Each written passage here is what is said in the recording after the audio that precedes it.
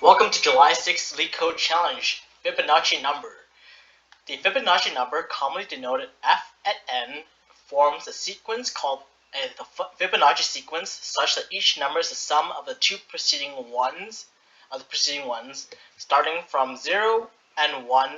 That is, you have the function Fibonacci at 0 is 0, Fibonacci at index 1 is 1, Fibonacci at n is the Fibonacci n minus 1 plus the Fibonacci n minus 2 for any n greater than 1.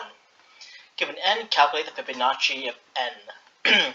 So the Fibonacci number of n equal to 2 is 1 because we have f at 1 plus f at 0 will give you f at 2, where f at 1 is 1 and f at 0 is 0, therefore 1 plus 0 equals 1.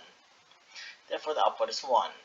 Fibonacci of n equal to 3, we have Fibonacci of f at 2 plus f at 1, it gives you f at 3, which is respectively 1 and 1. 1 plus 1 equals 2, therefore the answer is 2.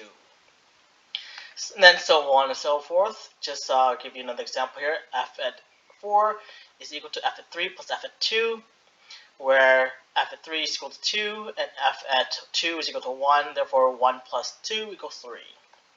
So we have Fibonacci sequence where n is between 0 and 30. So this is ranked easy because it's one of the most typical type of learning type algorithms you could use. So given n, find the nth Fibonacci number at n.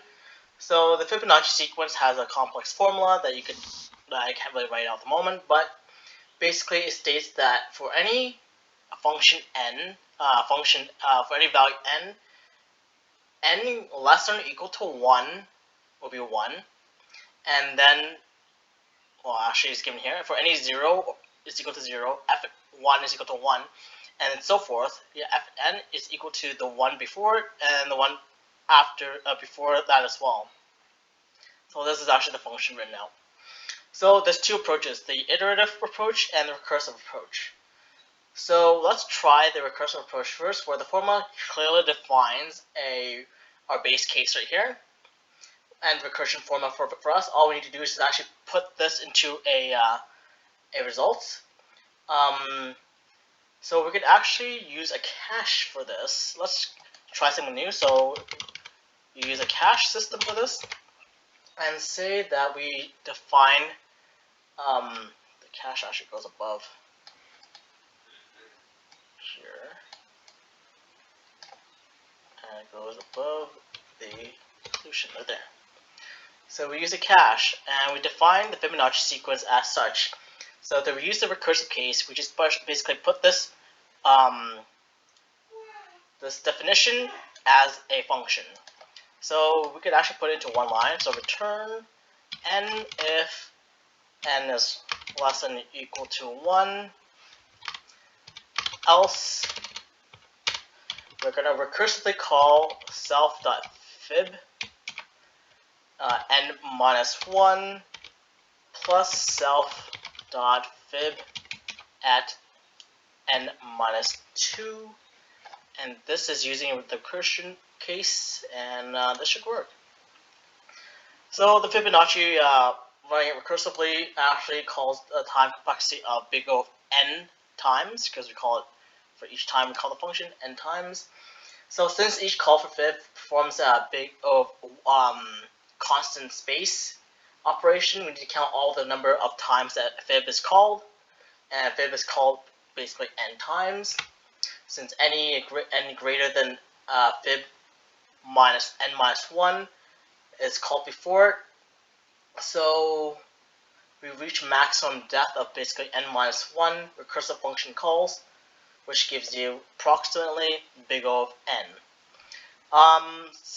Space complexity, we have an implicit call to a stack that requires big O of constant space for each depth of recursion call. So giving you basically big O of n space complexity. Since this question is super easy, let's do this using the iterative approach as well. So basically what we're going to do is we could pre-compute the next element of the Fibonacci sequence in advance, and then basically use the same caching technique but we just call it iteratively instead. So we're actually using, so let's just kind of actually define out. So say we have two numbers A and B, and this is going to be our first two numbers of a Fibonacci sequence for blank in range of n.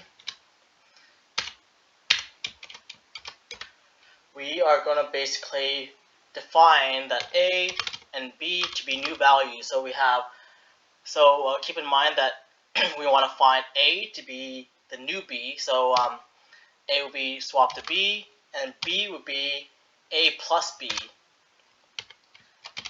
Right? And that's what we want to basically swap, and then we keep on doing that swap over and over, basically kind of caterpillaring the Fibonacci, crawling across the Fibonacci sequence until we find basically n.